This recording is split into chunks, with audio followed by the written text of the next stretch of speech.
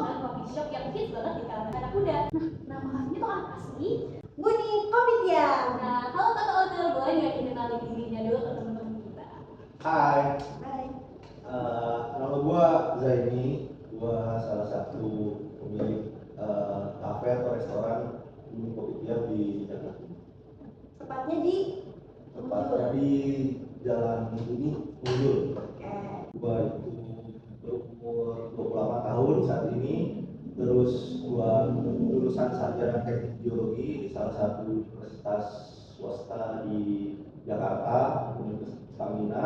Oke. Terus gua belum menikah, umur 28 tahun. Saat ini bekerja sebagai freelance, wira swasta dan pengusaha. Mungkin boleh nggak Kakak ceritain tentang diri Kakak, terus apa yang bisa jadi inspirasi Kakak untuk bangun coffee shop ini gitu? Oke, kalau diri sendiri itu sebenarnya gue lulusan teknik ya, sarjana teknik di salah satu universitas swasta di Jakarta. Terus gue sempat berkarir di perusahaan tambang di BUMN, begitu lulus itu tahun 2023 kalau nggak salah. 2021 gue lulus. Gue berkarir di perusahaan tambang, terus kemudian gue punya keinginan buat buka tambang sendiri. Akhirnya gue sebenarnya usaha pertama gue itu gue buka tambang di daerah Jawa Barat gitu loh Pak, di Cianjur. Nah terus kemudian setelah itu gue berhenti usaha itu, terus ya nikmatin masa-masa nganggur lah bahasanya. Maksudnya kan gue juga habis kuliah langsung kerja, benar-benar langsung kerja itu cuma sekitar 2 bulan doang, nunggu wisuda terus habis gue kerja. Akhirnya gue nikmatin waktu gue buat jalan-jalan. Terus habis itu gue lumayan sering ke Bandung. Terus kayaknya Bandung tuh vibes-nya enak banget lah kalau misalnya buat nongkrong. Terus Kata-kata Bandung. ya mungkin sama tete-tete Bandung juga atau sama barudak-barudak OL di sana ya kan. Kita nongkrong-nongkrong terus ya gue kayak ngerasa asik juga sih, maksudnya punya tempat yang homey gitu loh, bukan yang benar-benar kayak buat kerja atau buat apa, cuma lu sekedar buat datang terus habis itu makan ngopi udah cabut gitu. Itu sih sebenarnya salah satu kenapa cari modelan kayak gini gitu. Nama kafe ini kan Buni Kopi Tiam. Kira-kira di balik nama Buni Kopi Tiam ini tuh ada filosofi tersendirinya nggak sih Kak? Sebenarnya filosofi ya? Iya. Enggak ada sebenarnya. Jadi Terus Buni Kopi Tiam sebenarnya itu plesetan dari Jalan Buni. Karena buat teman-teman semua, gue kecil di sini di Jalan Buni. Jadi gue mungkin ada sedikit melankolis atau gimana ya. Gue kayak ngerasa sejauh manapun gue pergi, karena kan biasanya waktu gue di tamu gue kemana-mana nih. Gue ke Aceh, ke Sumatera, ya keliling-keliling Indonesia lah. Tapi akhirnya gue balik pasti ke tempat kecil gue kayak gitu. Jadi gue buat nama sebenarnya biar bisa diplesetin aja sih sebenarnya. Makanya kan walaupun tulisannya Bani Kelinci, iya, tapi gue tetap nyebutnya Buni karena buat ngingetin gue aja masa kecil kayak gitu. Berarti kan tadi bisa ngobrol kalau ini tuh mengingatkan masa kecil ya. Kalau boleh tahu ini udah berapa lama sih berdiri? Ini baru kok sebenarnya, ini baru berdiri 1 tahun, jadi 2024 ke 2025 baru banget. Jadi masih tergolong baru sih artinya. terus ada nggak sih kira-kira tantangan terbesar Kakak waktu Kakak tuh membangun kafe ini? Tantangan terbesar pas bangun kafe ini dari segi kontraktor, arsitek, karena gue itu bangun ini sebelumnya udah ada bangunan jadi sebenarnya. Terus gue harus mikirin sebelumnya di sini cerita flashback dikit dulu ya. Jadi sebenarnya bangunan ini dulu sebenarnya itu emang modelannya kafe tapi yang nge-handle ataupun yang berjalan itu adik gua, karena waktu itu gua masih kuliah kan. Jadi ya udah deh udah bentuk kafe kayak gitu. Terus kemudian gua balik ke sini, gua lihat ada yang harus gua rubah kayak gitu kan. Cuma bentuk gua nyesuaiin desain dan konsep yang gua adaptasi dari Bandung kayak gitu. yang pas gue nongkrong tadi yang gue ceritain. Jadi sedikit banyak tuh perubahan harus gue sesuaiin, dan tantangannya itu dulu tuh modelan kafe itu benar-benar kayak kafe-kafe yang hits di tahun 2016-2017 gitu. Jadi makeover itu sih yang rada berat. Jadi kan Kak, ada nggak sih mungkin menyangkut pribadi ya Kak?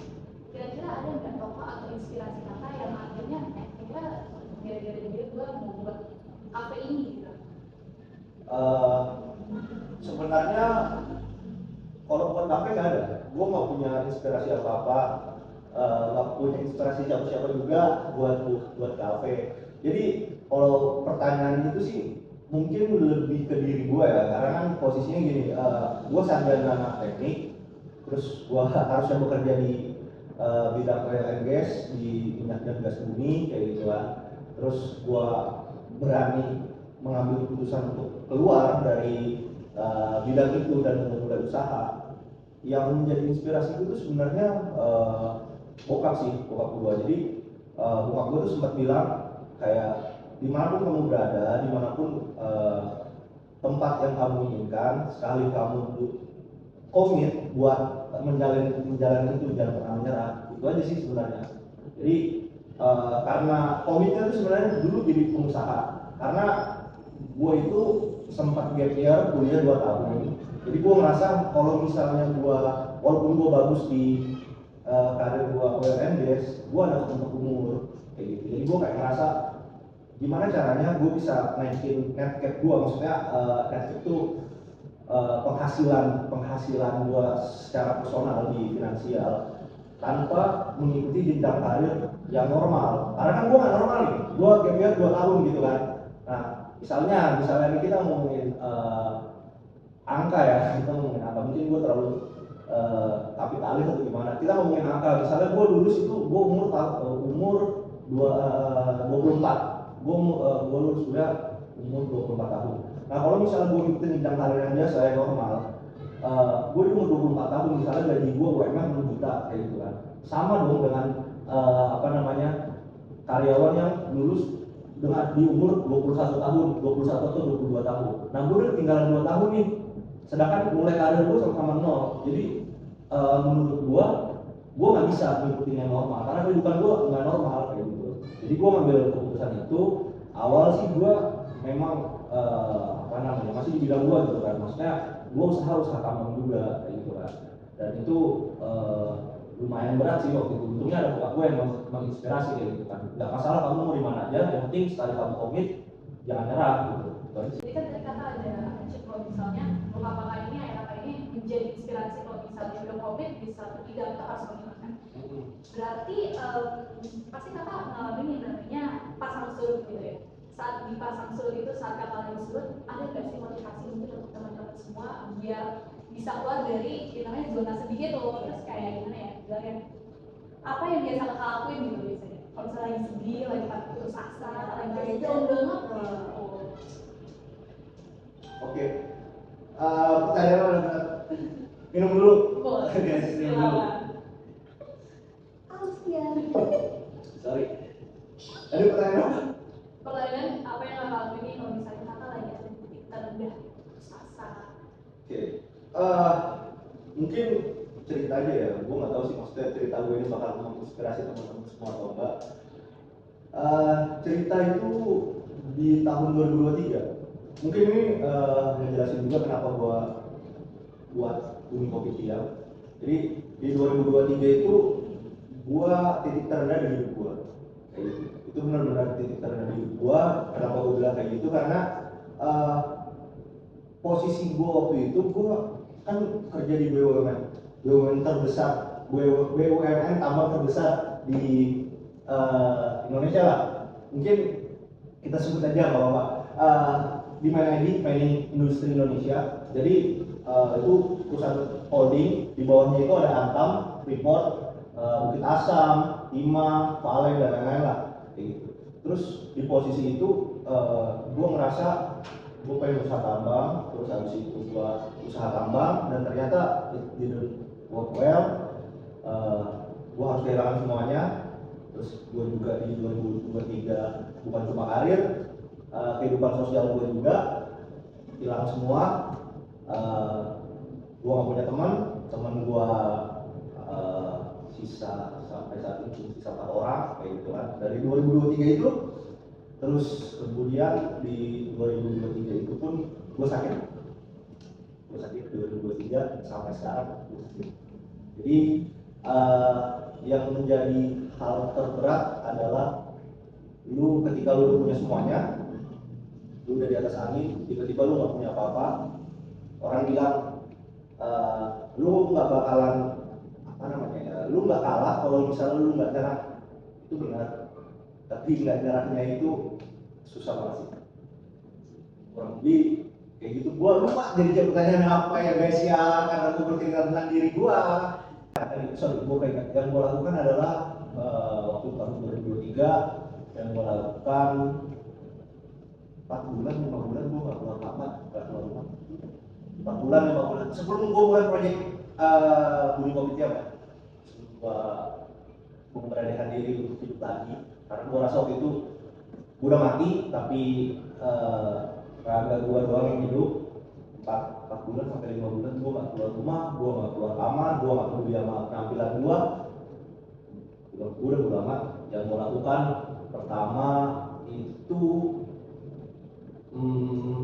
pasti karena gua sakit ya, yang pertama gua lakukan pasti gua ke dokter. Gua ke dokter karena gua merasa udah ada hal yang enggak sesuai di diri gua. Akhirnya gua ke dokter, benar gua sakit, gua dinyatakan sakit tahun 2023, tapi sebenarnya gua sakit dari tahun 2014. Jadi selama dari 2014 sampai 2023 gua menjalani kehidupan gua dengan kekurangan diabetes, dan kebetulan puncaknya itu di tahun 2023. Setelah gua sakit dan segala macam, yang gua lakukan adalah cuma ingat bahwa gua anak pertama, terus gua punya adik-adik gua yang jadi tanggungan gua ke depannya, terus gua punya orang tua gua, keluarga, kayak gitu. Dan dari itu semua ada satu sosok yang gak ada, sosok diri gua. Jadi gua nggak pernah mikirin diri gua. Yang gua pikirin itu cuma adik-adik gua, keluarga gua, orang tua gua. Itu yang membuat gua masih mau bertahan, masih mau memulai lagi. Jadi dari situ karena gua rasa oke, gak apa-apa kalau misalnya gua sakit, gua banyak kekurangan, gua gagal di hidup ini, tapi seenggaknya gua harus bisa hidup dan sedikit banyak membantu orang-orang sekitar gua. Karena gua berani diri, merapikan kamar gitu, pokoknya berusaha beraktivitas sebagai manusia normal lagi. Terus akhirnya gue ngerasa gue butuh suatu pencapaian, gue butuh sesuatu hal yang ibaratnya menjadikan pedoman buat gue bahwa oh ternyata gue masih bisa bangkit walaupun dikit-dikit gitu kan. Nah makanya gue membangun Budi Kopi Tiam. Sebenarnya jadi kalau misalnya diomongin Budi Kopi Tiam itu buat gue sendiri ya, itu gambaran bahwa gue masih bisa walaupun di posisi terendah gue kehilangan semuanya. Kalau misalnya kita nggak nyerah, pasti masih bisa. Walaupun susah, walaupun ibaratnya, sorry guys, ibaratnya lu udah benar-benar jatuh, ketimpa tangga, terus ketiban motor, segala macam kayak gitu kan. Asalkan lu milih nggak berhenti, walaupun itu berat, ya ada aja jalannya sih. Itu sih. Berarti intinya jangan pernah menyerah ya teman-teman. Kira-kira dari kakak sendiri ada nggak sih pesan-pesan buat anak-anak muda zaman sekarang yang mau mulai usaha tapi masih ragu-ragu gitu? Gimana caranya kakak? Ini sih. Bangnya ngerti nggak? Ya udah langsung jawab aja nanti kita. Gak usah nikah, masukin aja. Maaf. Oke, pesannya buat memulai usaha. Jadi sebenarnya ini bukan pesan pribadi dari gue ya. Soalnya gue juga masih belajar dan gue juga banyak banget nonton orang-orang yang expert lah di bidang usaha, kayak gitu yang masih muda segala macam. Salah satunya mungkin yang sering gue tonton itu Andrew Susanto, kalau misalnya tahu, salah satu CEO dari Holdings Group ataupun Ivan. Karena kalau nggak salah ya di antara mereka berdua tuh ada yang bilang usaha itu 99% ide, 1% tindakan. Kembali ulang, sorry, udah mau keren saya. Oke. Udah jadi keren, sorry. Jadi sebenarnya intinya gini, lu punya banyak ide, lu punya banyak rancangan, lu punya banyak segala macam skema, tapi kalau nggak lu jalanin ya udah, itu cuma bakalan jadi ide doang, kayak gitu. Jadi jangan takut memulai. Kalau lu ngomongin usaha, lu ngomongin bisnis, itu pasti ada resikonya. Tinggal lu berani atau enggak sih ngambil resikonya. Itu aja. Jadi tadi kakak udah jelasin ya sebagian besar kayak cara kakak dan lain-lain. Tapi ada nggak sih hal kecil yang udah kakak lakuin dan itu berdampak banget besar kayak bisa sampai tadi kakak mention keluar dari zona nyaman ini ya. Ada nggak hal kecil yang bisa membuat kakak kayak keluar dari zona nyaman itu? Yang berdampak ya. Tapi padahal itu sepele gitu. Yang sangat berdampak ya. Iya. Yang sangat berdampak itu sepele. Bersihin kamar lu tiap pagi. Bersihin kamar lu tiap pagi. Serius, karena nggak tahu ya, mungkin kalau buat cewek-cewek itu hal yang umum dilakuin. Tapi nggak tahu ya, mungkin teman-teman gue itu mungkin karena circle gue base anak teknik ya tau lah maksudnya stigma teknik itu kayak gimana.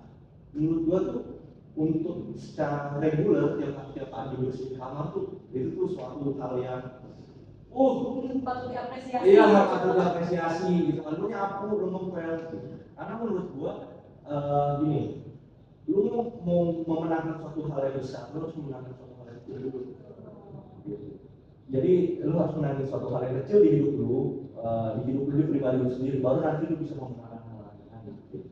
Untuk berada di titik sampai di titik itu kan susah banget ya. Kalau misalnya dengan keadaan kakak sekarang, terus kakak bisa kembali melihat diri kakak yang dulu, ada nggak sih pesan-pesan yang mau kakak sampaikan ke diri kakak yang dulu? Ada. Tahun 2021 ada. Jangan tolol. Nah, Kenapa ya kamu tolong? Jangan tolol banget. Lu gini, hidup tuh yang pasti aja. Maksudnya walaupun tadi gua bilang kalau misalnya lu udah memutuskan di satu hal gitu kan, lu komit di situ. Itu benar maksudnya, karena posisi gua sekarang udah di situ kan maksudnya. Gua udah komit keluar dari zona nyaman, bukan zona nyaman juga sih maksudnya, keluar dari spesialisasi gua kan di teknik gitu kan. Itu jangan tolol, lu ngapain kuliah 4,5 tahun, 3 tahun kayak orang tolol gitu, terus lu keluar ngambil benar-benar apa ya, dunia yang nggak lu tahu. Jadi jangan tolol buat diri gua tahun 2021, jangan keluar, jangan resign dari kerjaan lo, lu kerja bener, gak usah mikirin duit goblok. Oke, kalau enggak lu berakhir kayak sekarang udah, walaupun ya gitu lah pokoknya, jangan tolol. simpel itu. Nggak bisa pengen deh nanya. Bisa. Buset, ini kalau misalnya dihitung lu nanya cuma berapa kali Ju? Kenapa kak? Nggak apa. Gue pengen masuk sini. Malah aja nggak masuk, malah sama sekali. Tukeran lah. Kira-kira kalau brand coffee yang bisa bicara ke pengunjung atau customer, kira-kira brand coffee tuh bakal ngomong apa? Ngomong nikmatin aja pasti, karena konsep utama gua bikin model kayak gini itu cuma sebenarnya bukan tempat buat nongkrong lama atau apa, cuma nongkrong sejenak doang, nenangin diri 15 menit 30 menit ya, buat lu lupain apa ya, kesibukan lu atau lupain beban pikiran lu, Lepas penat ya. ya lepas penat. Jadi nikmatin aja waktu, walaupun cuma sebentar, 15 menit 30 menit. Itu sih sebenarnya yang gua harapin secara nggak langsung ya bisa disampaikan sama pengunjung yang ada di sini. Nah, kira-kira ada nggak target atau mimpi jangka panjang dari kakak sendiri untuk kafe ini? Kalau target jangka panjang untuk kafe itu sebenarnya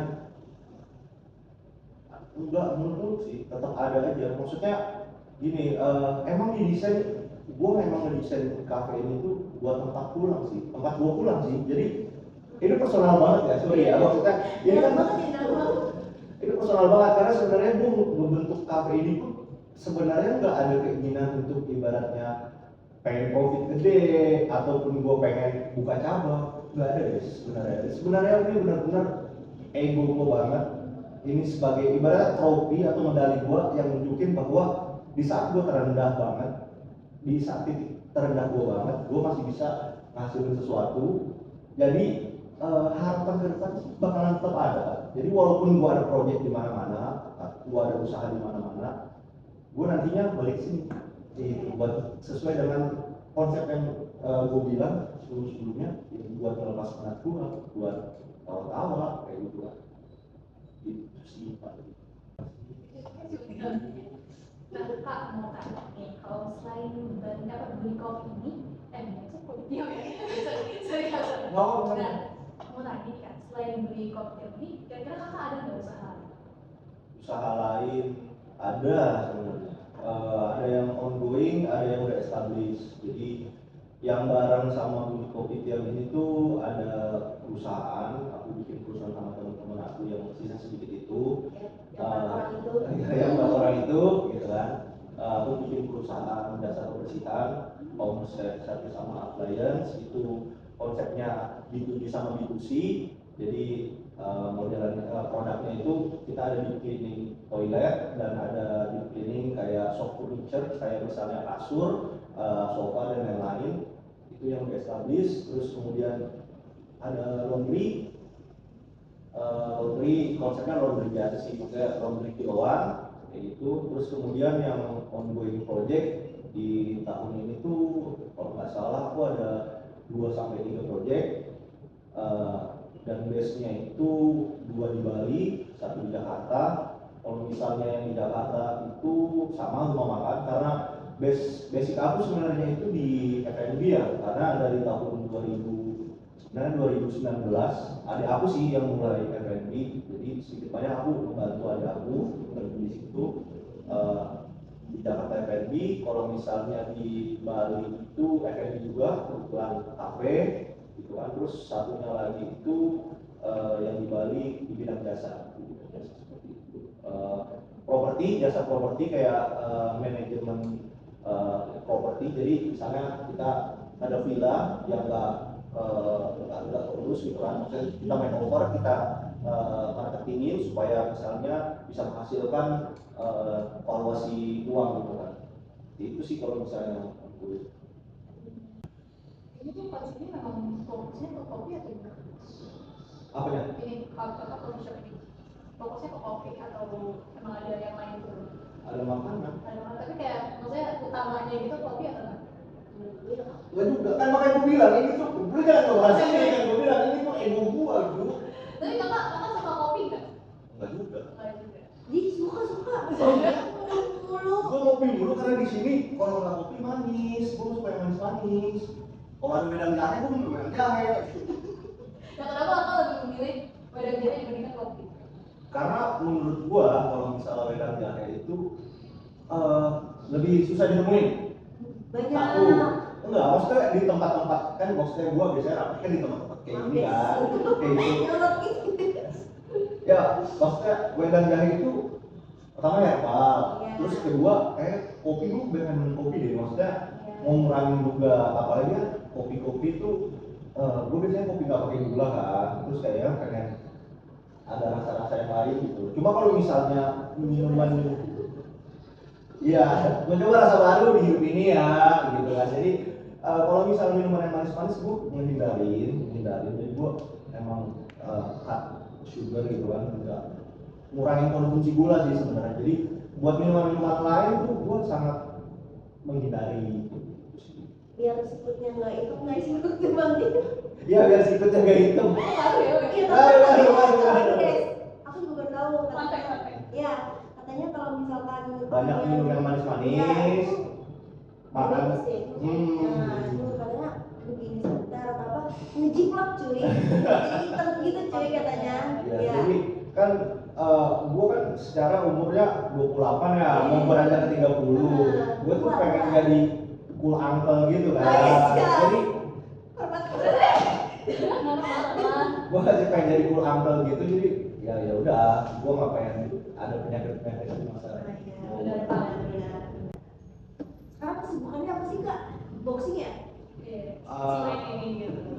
kesibukannya boxing, tidur, olahraga, kayak gitu kan. Ya gitu, itu sih kesibukannya. Berarti olahraga tuh bisa jadi pelampiasan kakak itu kalau lagi capek atau gimana? Atau emang pengen aja gitu? Bukan pelampiasan sih sebenarnya, olahraga itu suatu keharusan ya guys, FYI, karena apa namanya ya, nggak tahu, menurut gua badan diciptain itu buat beraktivitas. Jadi kalau misalnya kita udah beraktivitas atau kurang beraktivitas, takutnya malah terkena penyakit seperti itu. Jadi iya jangan teman-teman yang mau boxing sama Tomlin nggak ada. Biasanya olahraga apa aja yang kakak lakuin selain boxing gitu? Paling olahraga tuh main catur termasuk olahraga kan, catur. Olahraga apa? Olahraga otak. Oke, ini fun fact lagi ya, fun fact lagi. Jadi, ya. woi seriusan. Jadi fun fact lagi. Tahu penyakit Alzheimer? Pikun. Iya. Itu tuh dokter menganjurkan bermain catur. Walaupun sebenarnya dianjurkannya umur 50-an ya, 50-an atau 40-an supaya apa namanya sel-sel otak itu tetap terlatih kayak gitu kan. Tapi gue mulai sekarang juga sering main catur sih, karena tahu fun fact itu biar terbiasa. Karena sebenarnya ngeselin main catur tuh ya. Gue kan orangnya suka nggak sabar kan, melatih kesabaran juga. Kayak gitu. Melatih kesabaran, melatih apa namanya ingatan. Makanya harus dulu kalau ada salah apa-apa aku ingat. Emang yang diingat selalu kesalahannya. Kebaikannya juga aku ingat. Gitu, nggak pernah lupa. Habis itu boxing mungkin, lari, tapi aku bukan pelari alter, sorry guys, aku pelari apa ya, pelarian diri. Minat nggak? Taekwondo semenjak kenal sama Faras jadi nggak minat, sorry guys. Nah, dia ini loh anak taekwondo juga. Oh kamu taekwondo juga? Sepel aja. Oh, ya. Dia ngajar juga loh. Oh kamu ada juga. Iya betul. Nah, integrasi pak.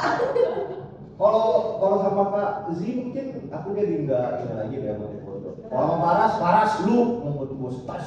Kenapa bisa gitu? Jadi aku waktu itu kebetulan punya karyawan part time nih cerita ya. Oh iya dulu part time. Lupa. Nah, Pelatih sabaran. dulu sorry deh, dulu tuh ceritanya part time terus naik full time kayak gitu kan Faras. Dan dia kebetulan salah satu apa namanya mahasiswa yang berprestasi ya di bidang olahraga taekwondo itu. Atlet lah, sering bela diri taekwondo. Terus kan aku kan maksudnya kalau sama karyawan aku pengen deket kan segala macam. Aku bingung nih mau nanya dia apa atau gimana gitu kan. Akhirnya aku tanya, Ras gimana Ras taekwondo, kapan latihan, gue mau ikutan dong. Terus dia jawabnya gitu, nggak usah Kak. Kayak ditolak banget gitu. Lu bayangin gue tiap hari, hai Ras gitu, kapan latihan? Enggak Kak.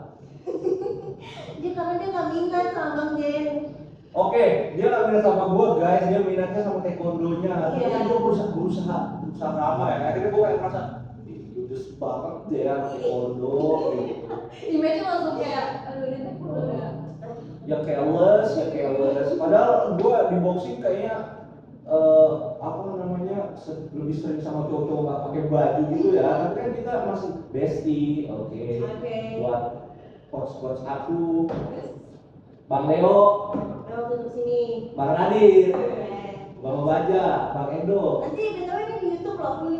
Ya siapa tahu abang-abang nonton, terima kasih banyak atas pelajarannya, terima kasih banyak udah terima aku di camp walaupun aku masih bego sampai sekarang. Oke, sudah di penghujung podcast. Silakan dilanjut. Terima kasih guys ya sudah banget inspiratif banget. Nah teman-teman yang mau berbincang mau makan ada ngopi dong sini banyak banget nantinya bisa datang ke Buni Kopi ya. yang alamatnya di Jalan Buni. Cari aja di Google. Ya. Oke teman-teman, terima kasih semuanya sudah menyaksikan podcast kami. Terima kasih yang di Bang Denny disebut. Oke, dadah. Gini. Oke, dadah.